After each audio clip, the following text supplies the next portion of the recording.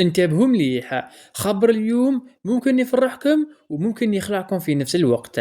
زيادة 10% للمتقاعدين في الجزائر تم الإعلان عليها رسميا، لكن السؤال الكبير هو: هل فعلا راح تستفادوا منها كاملة، ولا كاين تفاصيل مخبية ما قالها حتى واحد؟ كاين كلام كبير راه يدور، كاين اللي يقول 2025 راح تخلص، وكاين اللي يقول الزيادة راح تقسم، وكاين حتى اللي يقول ممكن تكون زيادة استثنائية أكبر. بصح شكون الصح؟ اليوم راح نفهموا الحقيقة الكاملة، ونحطوا كل الاحتمالات على الطاولة بطريقة واضحة وبسيطة. خليكم معايا حتى النهاية، لأن التفاصيل الأخيرة مهمة بزاف. السلام عليكم وصحة عيدكم، إن شاء الله تكونوا كامل بخير. اليوم جبت لكم موضوع مهم جدا، فيه تفاصيل لازم تركزوا فيها مليح، لأن كاين نقاط جديدة راح تخليكم تفهموا الأمور بطريقة مختلفة.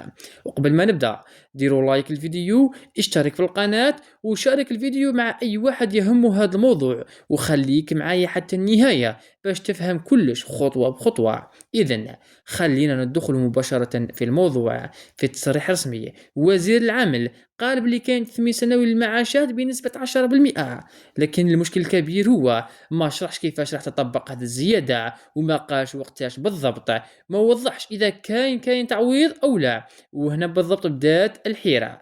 كاين ثلاث أسئلة كبار راهي دايرة الجدل: هل 10% تخص سنة 2025 كاملة، ولا راح تقسم 5% في 2025 و5% في 2026، ولا كاين تعويض أو زيادة استثنائية بطريقة أخرى؟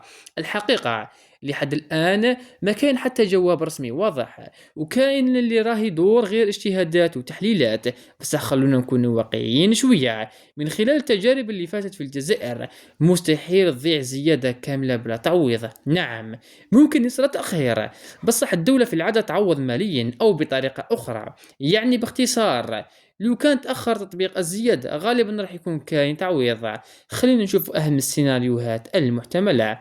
السيناريو الأول: يعطوكم 10% كاملة دفعة واحدة ابتداء من تاريخ معين، مثلا من شهر مايو.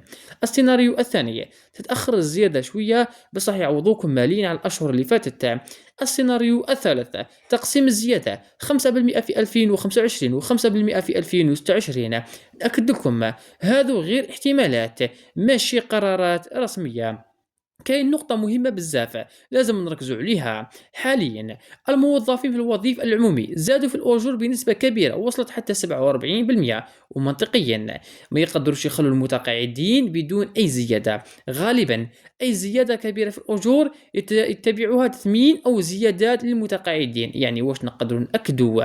نسبة 10% راهي مؤكدة، أي تصريح رسمي.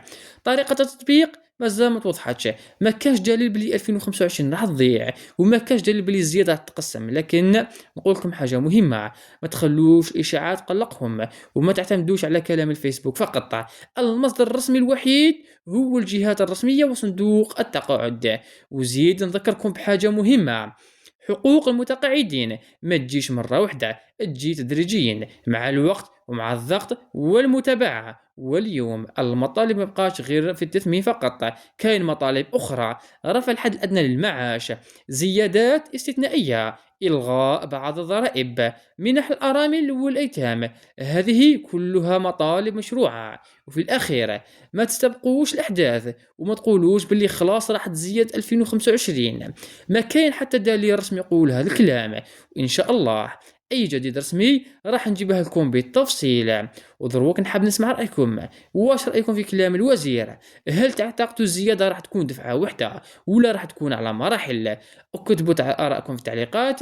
وفي الأخير، ربي يجيب الخير لكل المتقاعدين ويرزقكم زيادة تفرح قلوبكم إن شاء الله. نشوفكم في فيديو جديد، والسلام عليكم ورحمة الله وبركاته.